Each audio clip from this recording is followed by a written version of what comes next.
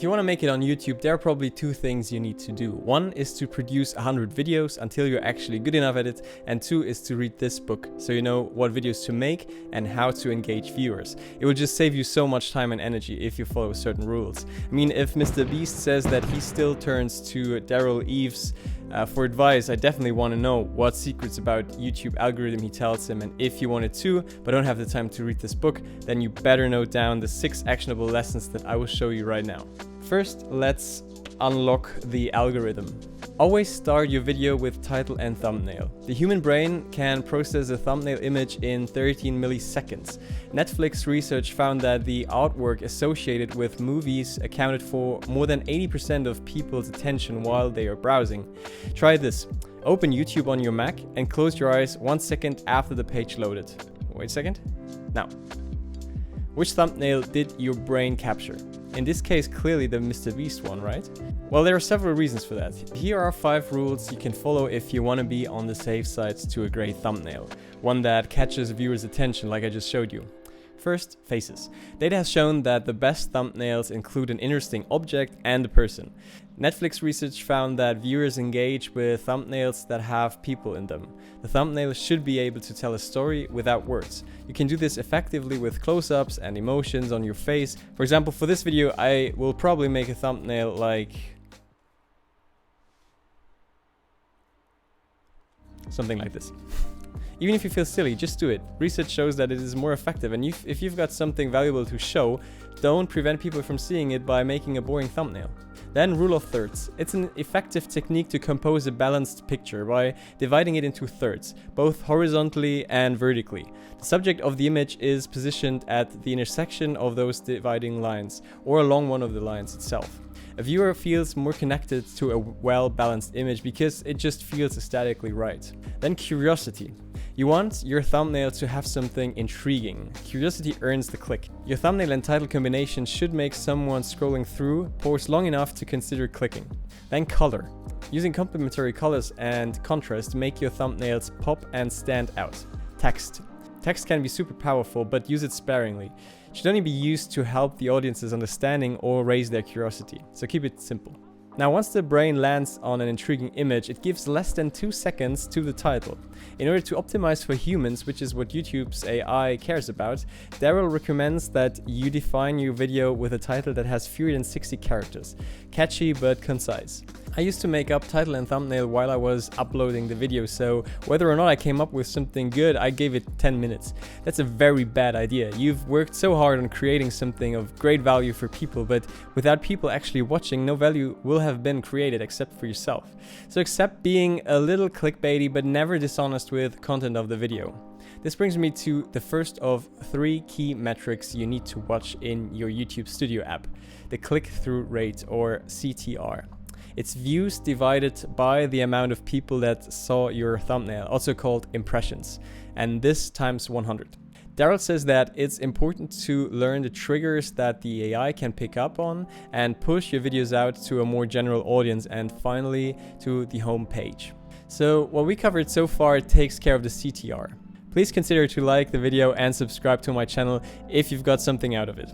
Most content creators, me included, upload a video and just let it do its thing. But the upload is not the end. If you want to really succeed on YouTube, you have to actively watch and respond to the data coming in after the upload. One great example from the book was this. One client had made a video about a DIY table and the thumbnail featured only the table. 3 days after uploading it to the channel, his CTR was low at 1.6%. So what they did was they switched out the thumbnail for one that had him in it with the table. The previous thumbnail that showed him had gotten a lot of views. The CTR immediately jumped up to 8.9%. Successful creators like MrBeast always have several thumbnails ready, and they change their thumbnail in case the video underperforms. MrBeast released a video called "Anything You Can Fit in the Circle I'll Pay For." The video wasn't getting as many clicks as a MrBeast video normally would, so he changed the video's thumbnail to include fewer items in the circle, and the video performed much better, but still not how he wanted it to.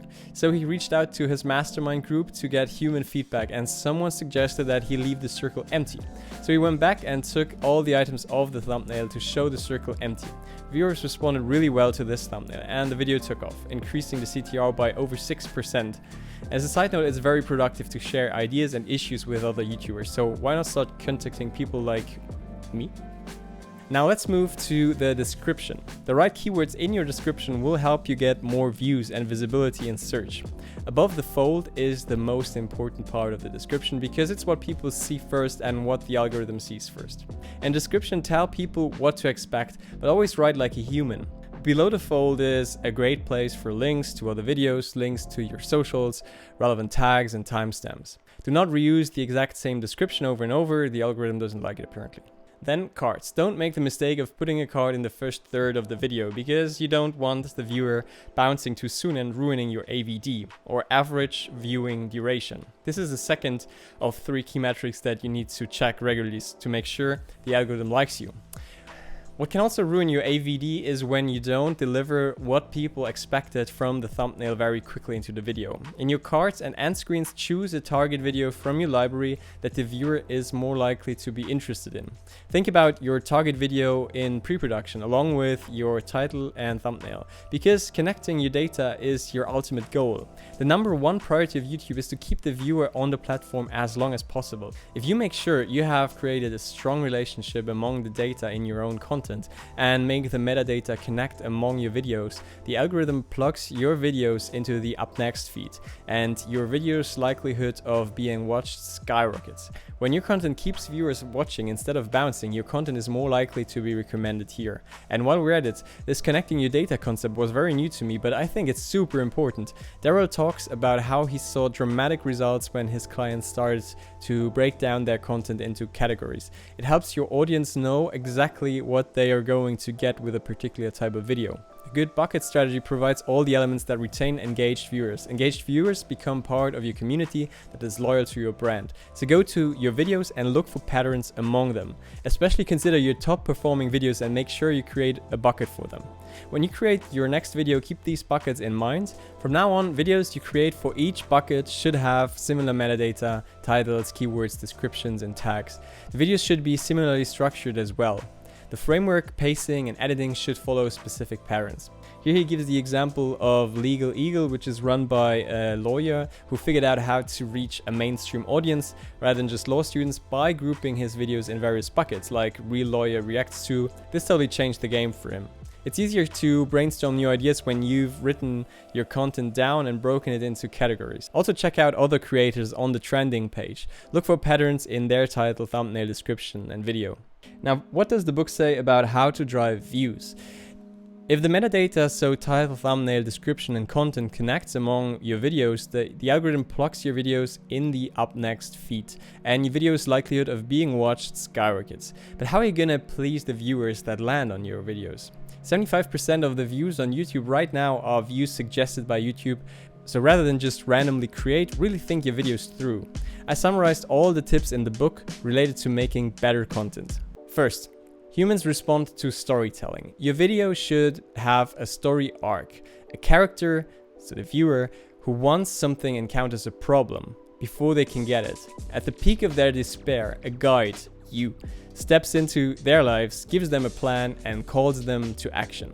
That action helps them avoid failure and ends in a success.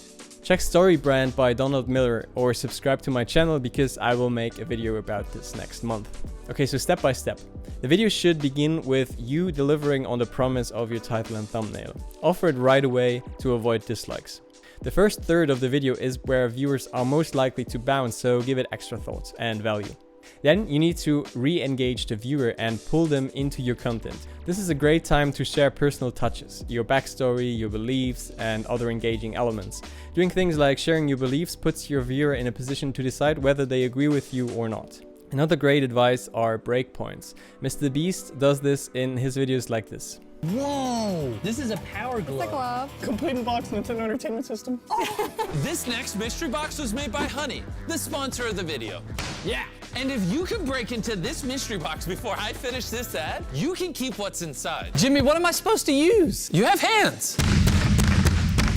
He's a master at keeping the viewer engaged by using comic and emotional relief, camera work, and editing techniques like zoom work, fast-paced editing, sound effects, and words on the screen to continuously re-engage. At the end of the video, you again deliver on the promise of the title and thumbnail, proving that they got what they came for. And you can tease a follow-up video to keep them watching longer. Now look into your channel data and write down the videos that are more than 6 months old, that are still bringing in the most traffic in the past 48 hours, and go plan, create, and upload a video about the same topic as one of those on the list to reach the viewers that had responded to those 2 videos. Don't forget to subscribe to my channel if you found this helpful so far. It really helps a lot. And finally, how to grow revenue. I'm quite far away from becoming a YouTube partner, which enables you to monetize your videos. To get there, the consensus among YouTubers seems to be to consistently produce videos and publish every week, and use the data that YouTube Studio provides to course correct, so that you're not blindly putting out videos, wasting a lot of time and energy. The main topic of this channel is starting your own brand or business, which is why I found what I'm about to tell you extremely helpful. If you want to work for yourself, YouTube is probably one of the most important platforms for you. The relationship between creators and viewers is very strong. People have their favorite creators who they trust, which means that if your favorite YouTuber recommends something, you are quite likely to buy it. This means that instead of paying a lot of money for TV, newspaper, Instagram or Facebook ads, which everyone is annoyed by, clicks away or puts their phone down when ads start, you can pay a YouTuber to openly endorse your product, and most of them actually only do it if they like the product because they don't want to compromise their viewer relationship. This is super powerful and something I'm trying to do for my candle business. I wrote several emails to YouTubers who run a home decoration or DIY channel, but I'll make a video on that. Subscribe if you don't want to miss it.